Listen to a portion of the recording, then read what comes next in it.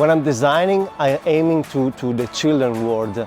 Children are able to make really something easy, simple, strong, but at the same time really universal, out of nothing, you know, out of anything. What I'm trying to do is like the same, trying to make everything easy and strong, universal, deleting all the elements that are not needed.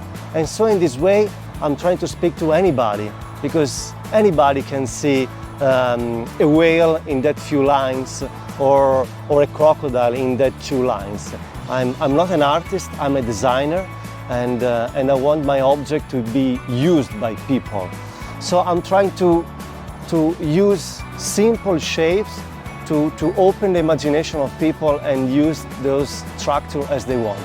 This is the very first time that I see the animals in their position. I love the fact that they are all looking to each other, and somehow they create also like a sort of inner ground. So you are invited to go in the middle, and I think that's really beautiful that we are really next to the Danube River.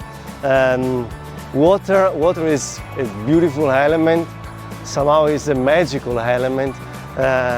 It's good also for the human being. Water is slow, and there is always some mystery. What is beautiful to have this kind of art in a city is that you can be surprised by walking in the city center and find yourself in front of a whale. That's good. If it makes you happy and smile, that's cool.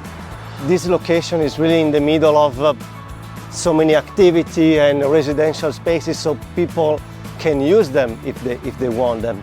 And I hope that this will also allow to have more places like this, kind of different kind of playgrounds.